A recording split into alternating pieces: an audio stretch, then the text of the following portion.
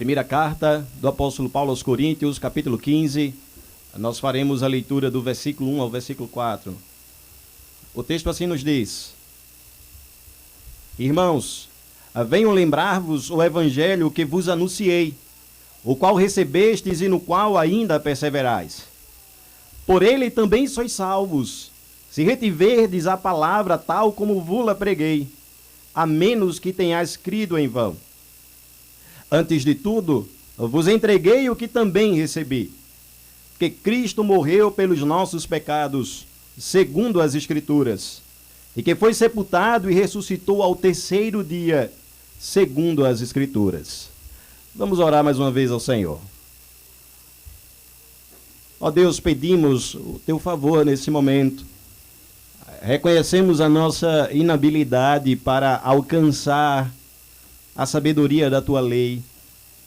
Precisamos do Senhor e suplicamos que a tua palavra alcance o nosso coração e que sejamos por ela confrontados, exortados e encorajados a uma vida de amor e louvor ao Senhor.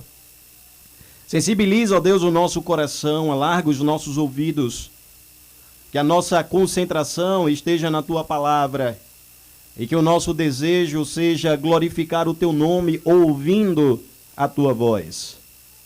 Fala conosco, ó Deus, por meio da tua palavra, que é santa, justa, que é perfeita em todas as suas partes e que serve para o homem completo, a fim de que o teu nome seja honrado e glorificado. Abençoa-nos como teu povo, Senhor, nesse dia tão especial, que a tua voz seja ouvida para ser colocada em prática, para que o teu nome seja engrandecido e a tua igreja, Senhor, cresça em piedade, em amor ao Senhor. É assim que nós choramos e te agradecemos em nome de Jesus. Amém. Os irmãos podem se assentar. Irmãos, em um dado momento do ministério de Jesus, ele perguntou aos seus discípulos: Mas vós, quem dizeis que eu sou? Irmãos, a resposta a essa pergunta faz toda a diferença na vida do ser humano. Entenda, muitos têm um alto conceito sobre Jesus. O consideram como um mestre, um líder religioso, como um profeta cheio de luz. Todavia, qualquer juízo que não parta do pressuposto que Jesus é o Filho de Deus, o Cristo ressurreto, não faz justiça ao relato das Escrituras. Sem contar, irmãos, que negar a divindade do Senhor, negando a sua ressurreição, é uma prática blasfêmia e diminui o ser de Deus. Nós declaramos, assim como o apóstolo Paulo e toda a palavra de Deus, que o nosso Cristo é o Deus ressurreto. Nos capítulos anteriores, Paulo escreveu sobre problemas morais, culturais e eclesiásticos. Mas no capítulo 15, ele trata da doutrina da ressurreição. Nós não leremos todo o capítulo e não iremos meditar em todo o capítulo 15. Mas se os irmãos perceberem em suas Bíblias, verão que dos versos 1 a 11, nós temos então, irmãos, a defesa do apóstolo Paulo quanto à veracidade da ressurreição. Dos versículos 12 a 19, nós veremos que ele refuta aqueles que declaram que a ressurreição, ela não é verdadeira. Como pode ser percebido, irmãos, no capítulo 15, havia uma preocupação com a integridade da mensagem do Evangelho, visto que a doutrina da ressurreição estava em xeque e que não é diferente nos nossos dias. Nós podemos encontrar diversas pessoas declarando que a Bíblia é um mito, que as histórias que nós encontramos nas Escrituras, elas não aconteceram, que a vida de Jesus serve apenas como o exemplo de um homem iluminado e que nós não deveríamos acreditar nos seus milagres e na sua ressurreição.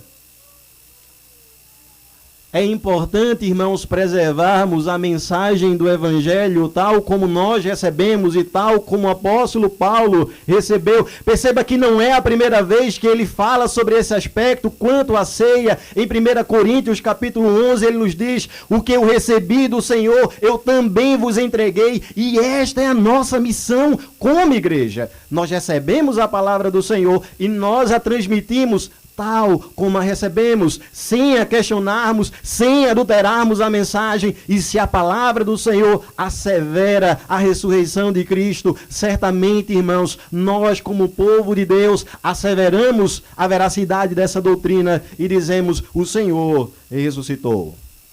Mas nem sempre isso acontece na vida da igreja. Paulo soube, irmãos, que alguns membros da igreja de Corinto estavam negando a ressurreição do corpo, assim como algumas pessoas nos dias atuais também negam a ressurreição. Era provável, irmãos, que estes negavam a ressurreição corporal por uma concepção materialista do estado futuro. Nós não precisaremos de um corpo, nós não precisaremos de algo físico, a nossa alma já é suficiente, irmãos. E alguns cristãos falavam a esse respeito porque eles foram influenciados pelos filósofos gregos que não conseguiam ver a importância de uma ressurreição física. E muitas vezes nós, o povo da palavra, somos influenciados por vozes externas e negamos o padrão de Deus. Nós que declaramos que a palavra é a única regra de fé e de prática, muitas vezes nos encantamos com as filosofias desse mundo e abrimos mãos dos conceitos fundamentais do Evangelho. Infelizmente, irmãos, os cristãos em Corinto não foram os primeiros a negar a ressurreição. Antes, os sacerdotes judeus, por outra razão, por ciúme, por perseguição ao Evangelho, tinham afirmado que Jesus nunca ressuscitou. E isso nos ensina que essa gloriosa doutrina sempre estará em descrédito e em ataque na sociedade. Como pode ser visto, irmãos, a ressurreição através do capítulo 15 de Corinto, de 1 Coríntios, não é uma doutrina pequena ou nova, mas ela tem sido severamente atacada e questionada ao longo do tempo. Isso aconteceu com o próprio Cristo. Lembremos que no primeiro século os saduceus negaram a doutrina da ressurreição e eles foram combatidos com veemência pelo nosso Senhor. Irmãos, é exatamente por essa razão, é exatamente pelo ataque a essa doutrina essencial à nossa fé que o apóstolo nos deu um ensino detalhado em 1 Coríntios capítulo 15 e uma exposição abrangente sobre a ressurreição do nosso Senhor, confirmando que a ressurreição do Senhor foi um evento histórico e real. Portanto, irmãos, nós podemos declarar: o nosso Cristo vive gloriosamente por sua ressurreição. Nós temos justificação, santificação, perdão dos nossos pecados. Nós temos então como agradá-lo. Nós podemos orar com confiança. Nós podemos expressar que a nossa fé em todas as suas partes é verdadeira, porque Cristo ressuscitou e este é o fundamento da nossa fé. É através desse ensino, irmãos, que no tempo presente podemos afirmar que o falso ensino dos liberais não passa de especulação, pois vê que Cristo, irmãos, o Senhor ressurreto, é apenas um homem inspirado de moralidade, que pode nos trazer um bom ensino, um ensino adequado para ser aplicado e nos dar uma condição de viver uma vida superior. Este não é o nosso Senhor. O nosso Cristo é aquele que deixou a cruz vazia, o túmulo vazio. O nosso Cristo, ele ressuscitou. Para combater, irmãos, todo pensamento contrário a essa doutrina de grande valor, para fundamentar o nosso coração na verdade de que o nosso Cristo é o Deus vivo e verdadeiro. Vejamos então os 4 primeiros versículos de 1 Coríntios capítulo 15. Vejamos o início da defesa do apóstolo quanto à ressurreição. Versos 1 e 2, o texto diz: irmãos, venho lembrar-vos o evangelho que vos anunciei, o qual recebestes e no qual ainda perseverais. Por ele também sois salvos, se retiverdes a palavra tal como vos-la preguei, a menos que tenhais crido em vão. Irmãos, após longo discurso sobre a conduta correta no culto, Paulo está pronto agora para falar sobre a ressurreição do corpo.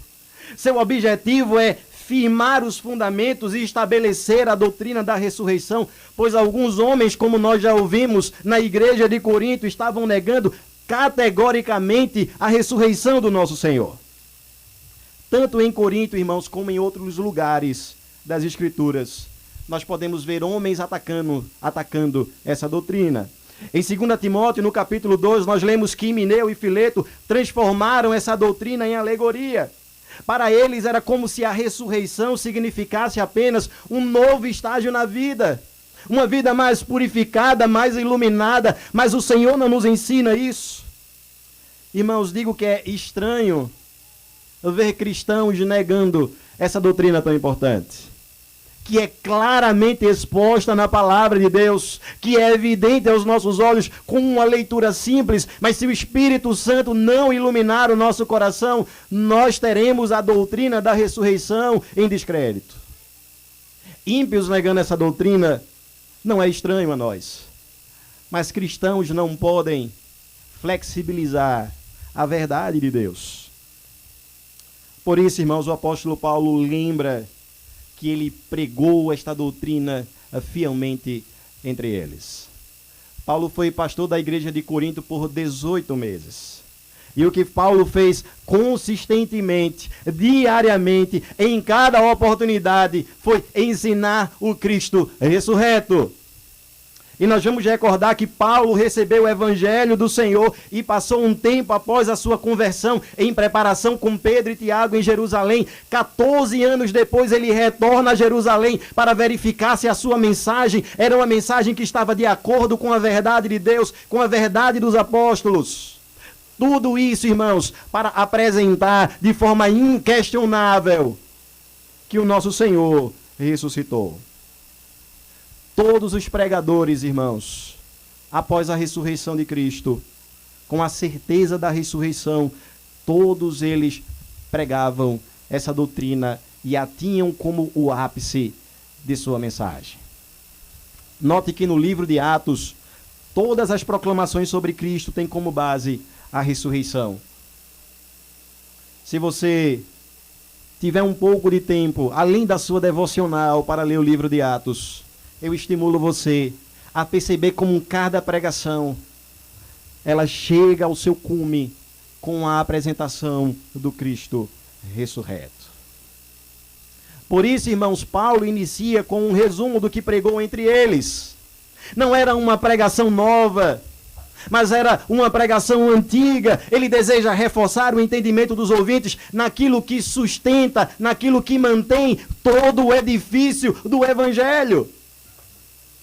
Essa foi a sua pregação em cada oportunidade, ensinando sempre a mesma verdade, irmãos, pois como nós sabemos, a verdade é invariável por sua própria natureza. É por essa razão que ele expõe de forma consistente a verdade da ressurreição. Assim podemos afirmar, irmãos, que por meio do apóstolo, a ressurreição tanto foi ensinada em sua unidade, como também em toda a sua variedade, que é o mesmo que nós devemos fazer nos dias atuais. Muitas vezes nós tentamos pregar o evangelho com a mesma premissa dos liberais. Vai parecer estranho aos ímpios falar sobre algo sobrenatural. Por que não falar apenas do aspecto moral? Por que não apresentar um Cristo mais palatável para a sociedade? Veja, eles adoram Buda, Maomé. Por que não transformar Cristo numa figura semelhante? Depois que eu tiver um pouco mais de intimidade, eu posso falar a respeito da ressurreição, da multiplicação de pães e peixes. Ah, irmãos, não tornemos Cristo um mero homem. Não é assim que nós ensinamos. Não é assim que nós recebemos. Não é assim que nós vivemos. E como Paulo afirma, irmãos, veja, muito claramente, ele afirma que é por meio desta doutrina que nós somos salvos. É somente por essa verdade que há salvação. Não há redenção em nenhum outro nome, em nenhuma outra doutrina ou obra. Não há outro caminho para a salvação. A crucificação de Cristo e a sua vitória sobre a morte é a própria fonte da vida espiritual. E se nós negarmos essa verdade, nós vamos, de fato, irmãos, destruir a fonte de salvação, de vida eterna, de redenção, de perdão dos pecados. Isso quer dizer que se nós negarmos a ressurreição, nós negaremos a nossa própria salvação. Você não pode falar sobre perdão, sobre justificação, se você não falar sobre ressurreição. Como nos ensina as Escrituras, irmãos, o nosso Senhor morreu por nossos pecados e ressuscitou para a nossa justificação. Portanto, rejeitar a verdadeira pregação do Evangelho é tornar a fé vã. Crer no Evangelho para a salvação inclui na crença da ressurreição. A doutrina da morte e ressurreição de Cristo está na base do cristianismo. Se removermos esse fundamento, todo o edifício cairá. É por essa razão, irmãos, que o apóstolo Paulo, após um longo discurso sobre como proceder no culto, ele então nos fala sobre essa doutrina que deve brilhar para nós como uma pérola de grande valor. É a pedra que fundamenta o edifício, Cristo, o ressurreto, Senhor de nossa salvação. Como nós podemos utilizar essa primeira parte do texto? Como nós podemos utilizar a explicação do que nós temos no versículo 1 e 2? Lhe pergunto nessa manhã, como você enxerga a pessoa de Jesus Cristo? Quem é Cristo para você? Talvez um homem iluminado, quando você tem algum problema, alguma decisão difícil a ser tomada, você corre para as Escrituras e você busca o exemplo de Cristo. Há muito tempo atrás, um livro vendeu em grande tiragem. Vários livros foram comercializados com o título Em Seus Passos, o que faria Jesus? E o que se gerou, irmãos, foi uma onda muito grande de pessoas vendo esse Cristo como alguém que deve ser copiado na sua postura, mas não como Senhor e Redentor, não como Deus de toda a glória, não como Senhor da ressurreição. Cristo não é um homem iluminado, ele é a própria iluminação, ele é o Deus ressurreto. Ou talvez você veja Cristo como o homem que mais se aproximou de Deus, porque a sua vida apresenta a verdadeira piedade. Ou apenas como um exemplo que deve ser seguido diante dos homens. Ora, irmão, se nós negarmos a ressurreição de Cristo não passará de um homem qualquer. Não haverá nenhuma diferença entre ele, Buda, Maomé ou os ditadores totalitaristas que morreram. Mas Cristo está vivo e esta é a verdade que nós encontramos na palavra de Deus. Aquele sob o qual a igreja está fundamentada foi crucificado, como nos diz as Escrituras, morreu, foi sepultado, mas ressuscitou e vive para sempre pelos séculos dos séculos. Cristo não é somente um homem, ele é o Deus ressurreto. Como disse Hermann Bavinck, o rejeitado da terra é o coroado do céu. Se Cristo ressuscitou, irmãos, ele é o Cristo glorioso, que está assentado à destra de Deus Pai, com glória e majestade, conduz o seu povo e exalta o seu próprio nome. Quem é Cristo para você? Talvez a figura de um terapeuta. Irmãos, Cristo é o Redentor. Mas talvez você se pergunte por que esta verdade é tão importante, porque ela impacta a nossa vida de uma forma singular. Impacta, por exemplo, as nossas orações. Quando nós oramos a Deus, nós não estamos falando com alguém que é da mesma espécie que nós somos. Embora seja 100% homem, é também 100% Deus. Embora possa se compadecer-se de nós, como algumas pessoas se compadecem, ele pode, por sua própria força e divindade, vencer a morte. Quem pode fazer isso por você? E essa verdade impacta as nossas orações. Nós oramos a um Deus vivo e verdadeiro. Nos lembremos do Salmo 115. O que são os falsos ídolos? Eles têm boca e eles não falam. Eles têm ouvidos e não ouvem. São nulos. Como seus adoradores. Mas o nosso Deus é o Deus vivo. o poder que venceu a morte. É este poder que está sobre a igreja e que molda a nossa oração. Como também molda a nossa obediência. Porque nós vamos obedecer a alguém que é igual a nós. Porque nós vamos obedecer esses preceitos que são colocados sobre a nossa vida quando nós muitas vezes desejamos os pecados ou o caminho que desagrada ao Senhor. Nós obedecemos ao nosso Deus porque Ele é o Senhor que nos libertou por meio de sua obra e que nos trouxe essa obra por meio de sua ressurreição. Nós vamos lembrar do Decálogo, que começa com o seu preâmbulo dizendo: eu sou o Senhor teu Deus, que te tirei da terra do Egito. Por que nós devemos obedecer a Deus? Porque o nosso Deus é único, porque Ele é poderoso, porque é o Deus autoexistente, porque é o Deus que vence a morte. O fundamento de nossa obediência está no caráter, grandeza, poder, sabedoria e santidade de Deus. Perceba, irmãos, como a ressurreição impacta a nossa vida. Se Cristo não ressuscitasse, nós seríamos os mais indignos, miseráveis, sem esperança, sem direção de todos os homens. Sem a ressurreição, a obra de Cristo não teria validade. A igreja não existiria, não haveria perdão e salvação, estaríamos totalmente condenados, irmãos, porque a ressurreição de Cristo é o selo que garante a nossa salvação, é o amém de Deus, a nossa filiação, é o fundamento de nossa regeneração, é a segurança eterna e efetiva de nossa justificação, é a declaração de nossa absolvição. É por meio da ressurreição que todas as coisas se fundamentam. Portanto, irmãos, sustentemos a nossa confissão. É esse ensino que o apóstolo Paulo deseja que seja perpetuado pela igreja de Corinto.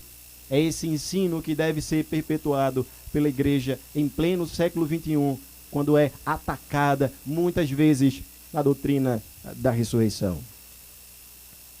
No versículo 3 e 4, irmãos, nós temos então o conteúdo da pregação do apóstolo. Percebam que no versículo 1 e 2 ele nos fala que recebeu e entregou àquelas pessoas o conteúdo do evangelho. Mas que conteúdo é este? Versículo 3 e 4. Ele nos traz então o cerne de sua pregação. O texto diz: antes de tudo vos entreguei o que também recebi, que Cristo Jesus, ou que Cristo morreu pelos nossos pecados, segundo as Escrituras, e que foi sepultado e ressuscitou ao terceiro dia, segundo as Escrituras. Irmãos, Paulo enfatiza a continuidade da sua mensagem. Eu já falei sobre isso no sermão, mas eu gostaria de ser enfático. A nossa mensagem é uma mensagem única até o final. Nós não fomos chamados para reconfigurarmos as Escrituras, para adulterarmos as Escrituras de acordo com o espírito da nossa época, para fazermos uma fusão entre o ensino precioso do nosso Senhor com as vãs filosofias desse mundo. Nós não fomos chamados para contarmos a história da palavra de Deus, a história do nosso Redentor, como se fosse um mito, como se fosse um conto. Não, irmãos, há livros preciosos que nos trazem fábulas, mitos.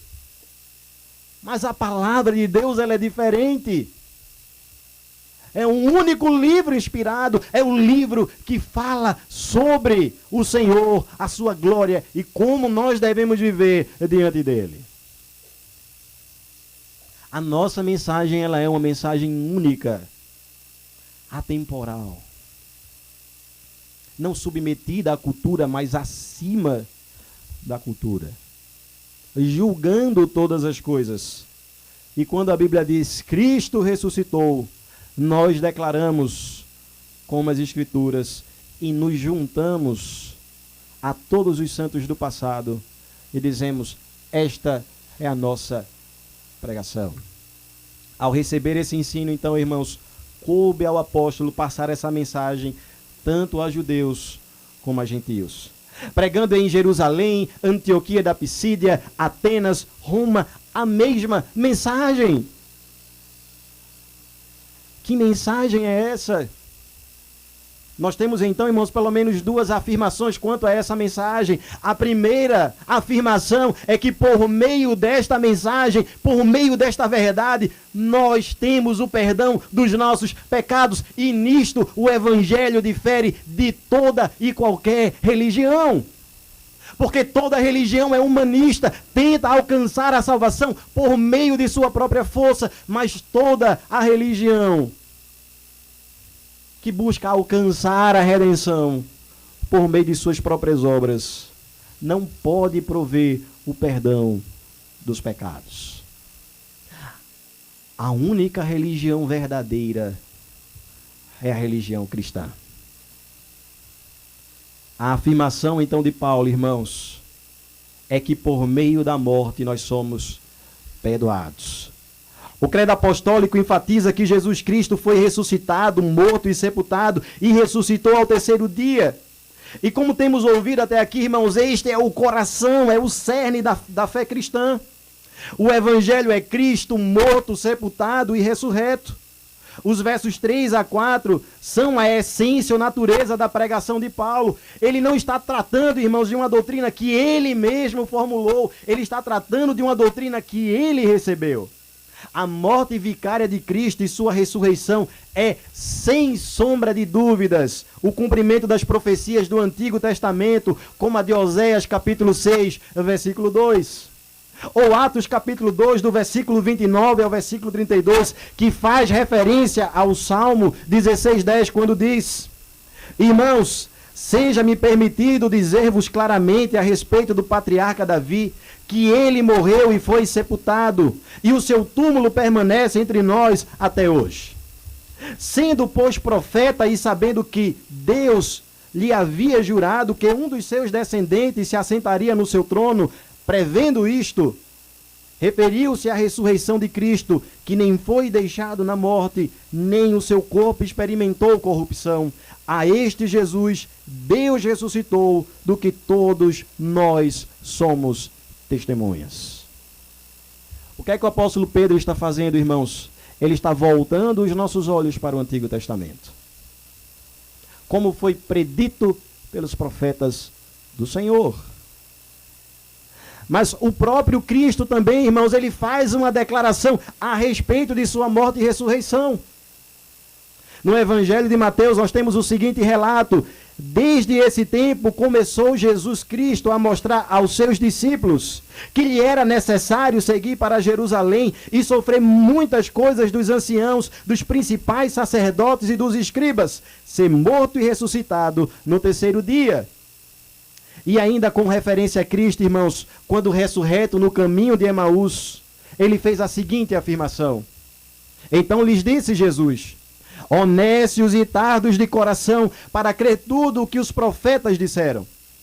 Porventura, não convinha que o Cristo padecesse e entrasse na sua glória? E começando por Moisés, discorrendo por todos os profetas, expunha-lhes o que a seu respeito contava em toda a Escritura. A Bíblia, em uma só voz, os profetas declaram: o nosso Cristo haveria de morrer, mas ele ressuscitou e ele ressuscitaria. Irmãos, é com base nessa verdade que nós temos o mesmo entendimento expresso pelo apóstolo Paulo no verso de número 3. Nós temos aqui uma confissão de altíssima importância. Ele declara, irmãos, que desde o passado essa é a mensagem recebida, e ele fala sobre o perdão dos pecados por meio da morte de Cristo Jesus. Note que no versículo 13, irmãos, Paulo não usa o nome Jesus, mas ele usa o nome Cristo para identificar o seu ofício como Messias.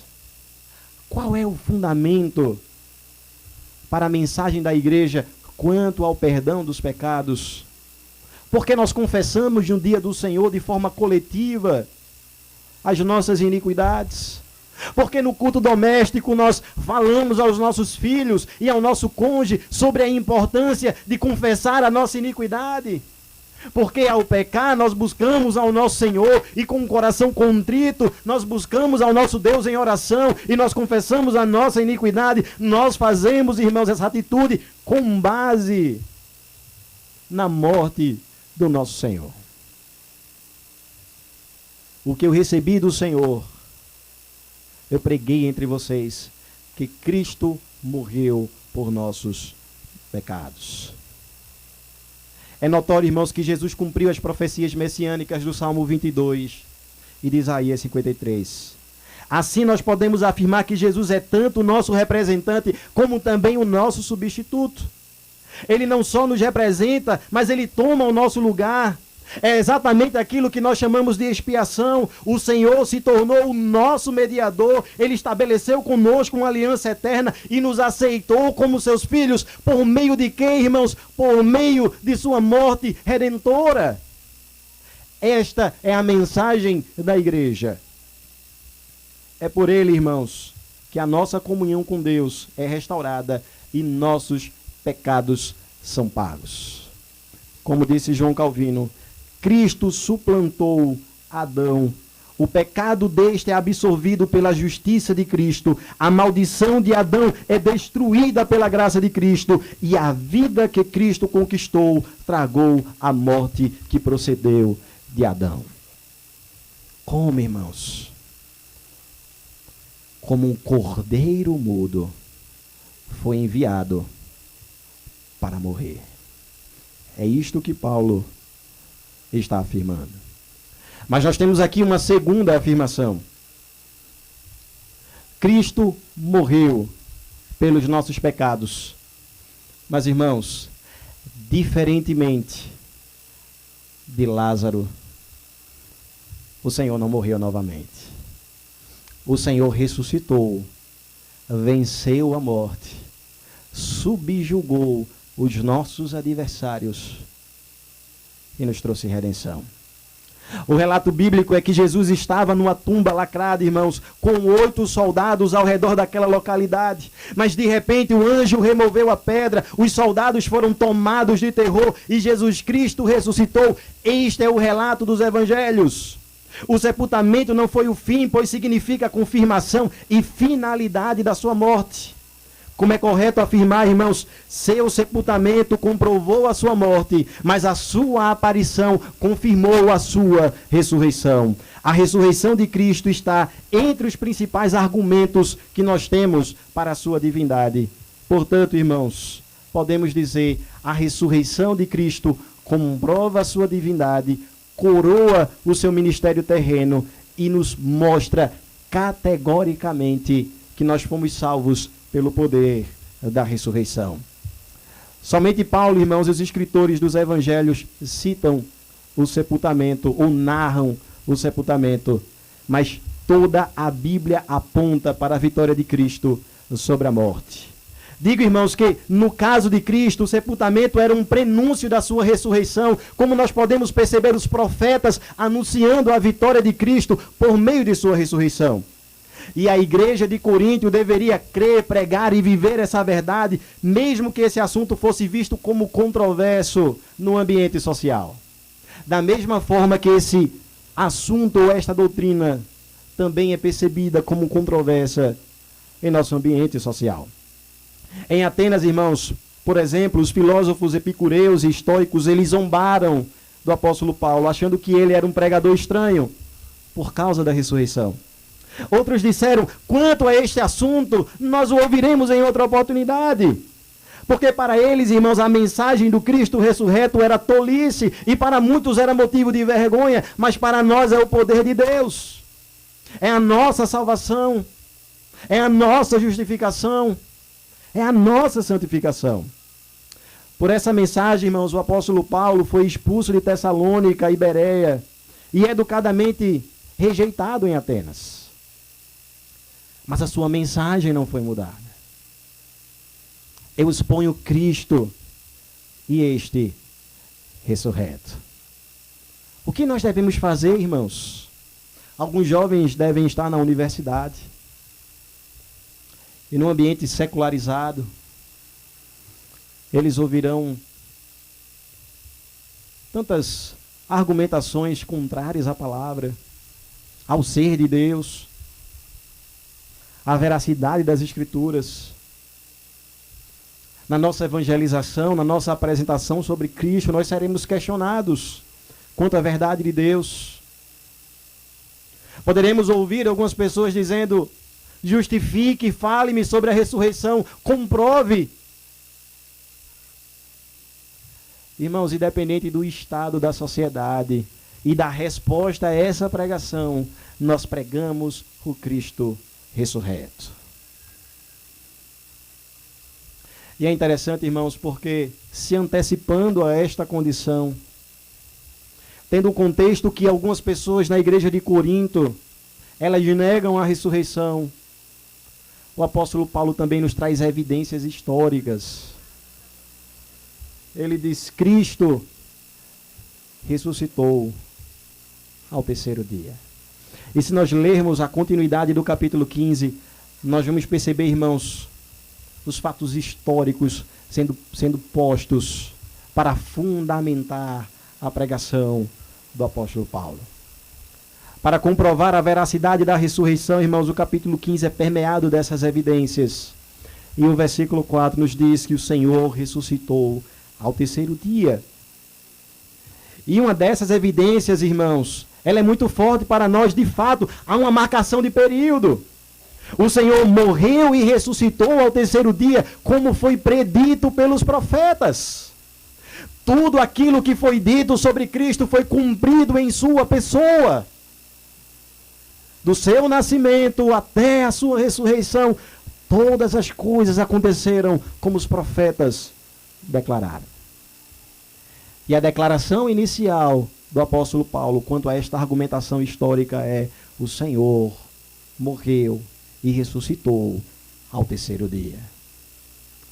Irmãos, percebam que a morte e sepultamento estão no tempo passado, representando uma ação que já foi realizada. É como se o apóstolo Paulo dissesse à sua audiência: vocês conhecem esse fato. Vocês sabem o que se sucedeu com a vida do nosso Senhor. Ele morreu e foi sepultado. Mas a palavra ressuscitou, irmãos, está no tempo perfeito, indicando uma ação passada com um efeito presente.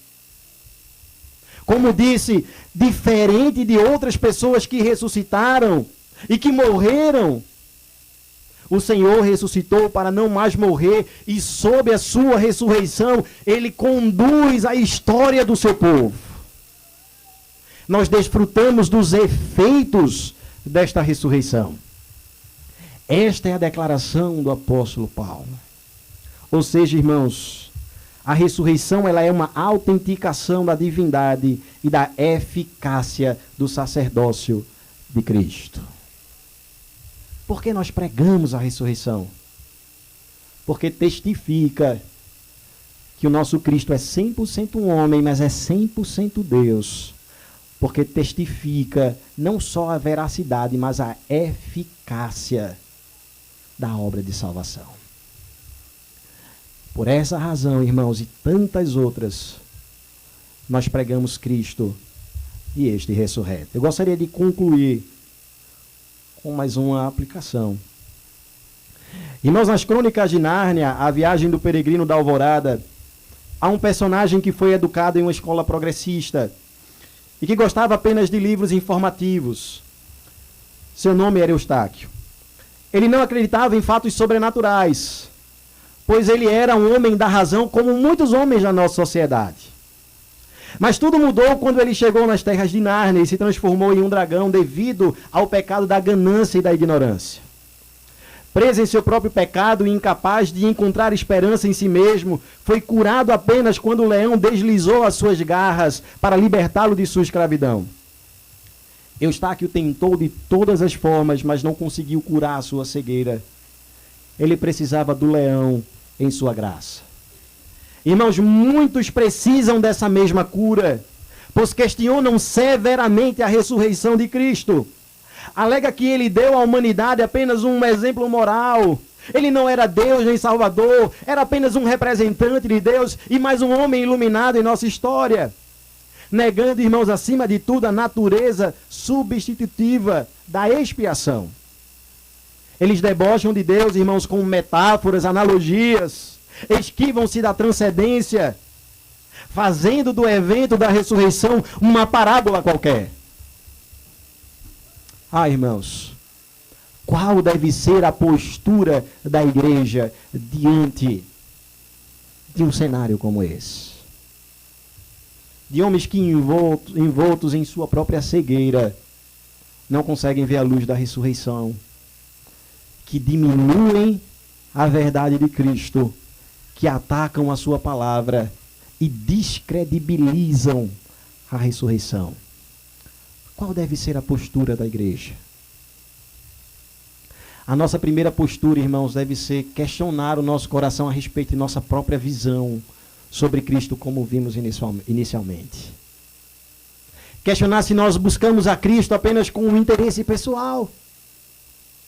Questionarmos a nossa fé no que diz respeito à visão gloriosa do nosso Senhor. Quem é Cristo para você? Como nós ouvimos inicialmente no sermão. Mas não apenas isso, irmãos, devemos orar por nossa própria alma. Para nós mesmos não sermos incrédulos quanto àquilo que é sobrenatural. Quanto às verdades sobre Cristo. Porque você pode estar no meio da congregação e ainda assim questionar os aspectos fundamentais da fé.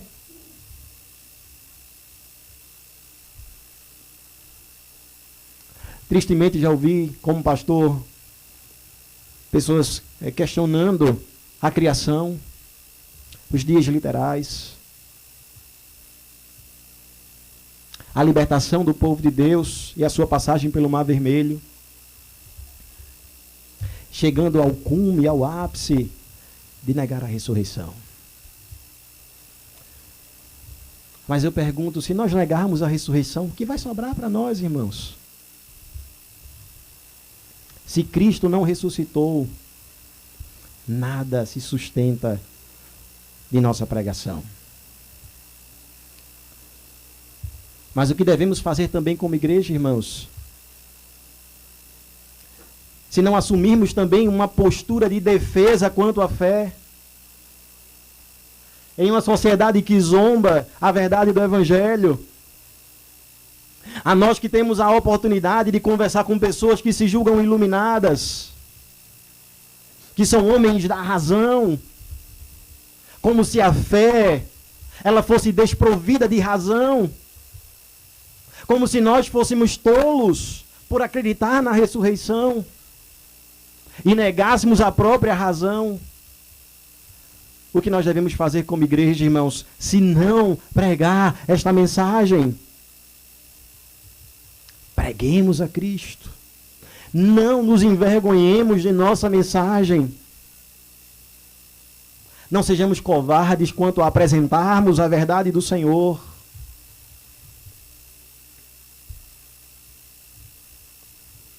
Nós temos um grande desafio, irmãos, de vivermos por essa mensagem, de anunciarmos essa mensagem a todos os homens. Os judeus, o judaísmo, eles não acreditam na ressurreição do Senhor. Os gregos não veem o valor da ressurreição do corpo. Nós pregamos o que recebemos e anunciamos com coragem o que transformou nossa própria vida. É assim que faz a igreja. É assim que vivemos, pregando o Cristo ressurreto. Que Deus nos abençoe, irmãos, e possamos combater toda e qualquer filosofia que se levante contra a ressurreição do nosso Senhor. Vamos orar. Ó Deus, te damos graças. Louvamos o teu nome, Senhor, pela verdade de Cristo. Nós também éramos cegos quanto ao teu poder e sabedoria. e negávamos a verdade essencial das Escrituras, que Cristo morreu, foi sepultado e ressuscitou ao terceiro dia. Negávamos essa doutrina tão valiosa, que, como nos ensinou o apóstolo Paulo, tem implicações no tempo presente, mesmo sendo um evento já realizado. E diante do que nós ouvimos nessa manhã, Senhor, te pedimos graça para vivermos adequadamente ou em consonância com esta verdade. Não permita, ó Deus, que a nossa fé seja apenas nominal. Não permita, Senhor, que o nosso discurso seja combativo quanto àqueles que se levantam contra a ressurreição, mas a nossa vida esteja desassociada desta verdade gloriosa. Dá-nos também coragem, Senhor, para pregarmos a verdade de Deus sem adulteração, sem flexibilizarmos em toda e qualquer situação e a todos os homens. Dá-nos amor, Senhor, por esta doutrina, apego à tua verdade para amarmos o Senhor acima de todas as coisas e para dizermos a Deus com propriedade, com intrepidez, com alegria, que o nosso Deus é o Deus vivo e verdadeiro. Esta é a nossa confissão, Senhor. Não adoramos a um Deus falso, a um Deus que não fala, que não vê, que não ouve. O nosso Deus ressuscitou e é, portanto, a nossa esperança. Por isso, consola o nosso coração nessa verdade, Senhor. Nos encoraja a uma vida piedosa por meio desse ensino e glorifica o teu nome eterno, Senhor, por meio da pregação da tua igreja. É assim que nós choramos e te agradecemos em nome de Jesus. Amém. Irmãos, vamos ficar de pé. Vamos cantar mais uma canção. Depois nós concluiremos esse momento de culto com oração e a bênção apostólica.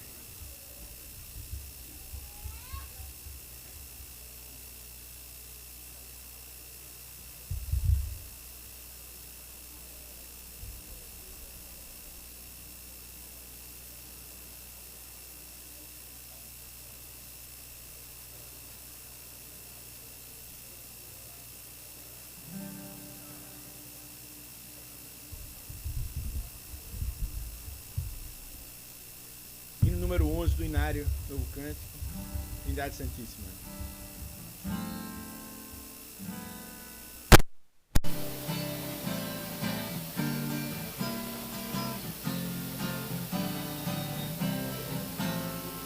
Santo, Santo, Santo, Deus onipotente, com nossas vozes.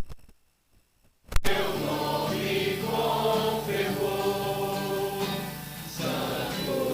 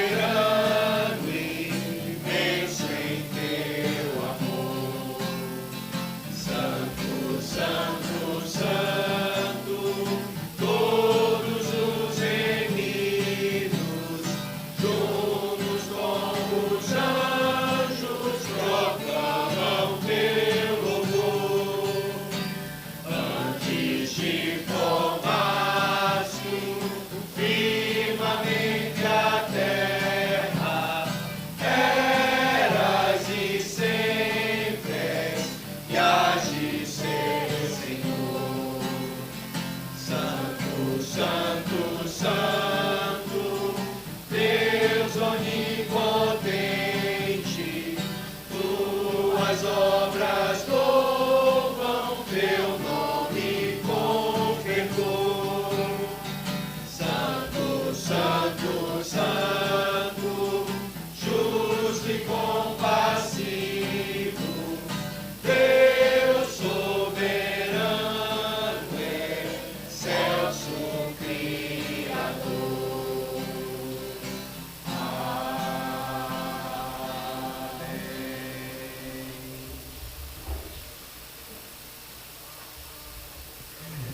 Senhor, graças te damos por esse dia que nos concedestes, pela oportunidade do culto ao Senhor, pela convocação da tua palavra, que chama o teu povo a essa reunião santa, a comunhão dos santos, para estarmos ao redor da tua palavra e por meio dela, Senhor, cantarmos ao teu nome, orarmos a ti em adoração, em expressão da nossa dependência, para ouvirmos a tua palavra, Senhor, com diligência, para louvarmos o teu nome, porque o Senhor é digno de todo louvor, de toda honra e de toda adoração.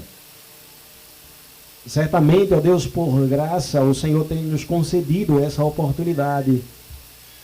E nós queremos aproveitar esse dia santo, ó Deus, para louvarmos juntos o teu nome eterno. Obrigado porque neste primeiro momento do dia o Senhor já nos concedeu essa oportunidade. E além de louvarmos o teu nome e te agradecermos por esse bem, rogamos ao Senhor que o nosso coração continue sendo aquecido em tua palavra, para que as nossas conversas sejam edificantes, para que os nossos pensamentos estejam no Senhor, para que o nosso objetivo como indivíduos que te amam e como um povo do Senhor seja glorificar o teu nome, honrando o nosso Deus e Pai. Seja com o teu povo, Senhor, seja com o teu povo. É assim que nós choramos e te agradecemos em nome de Jesus. Amém. Amém. Que a graça do nosso Senhor Jesus Cristo, que o amor do nosso Deus e eterno Pai, a comunhão e as doces consolações do Espírito Santo, seja sobre todo o povo de Deus, espalhado pela face da terra, desde agora e para sempre. Amém. Amém. A Deus Supremo, benfeitor, anjos e homens deem louvor. A Deus o Filho, a Deus o Pai, e a Deus Espírito, glória dai. Amém.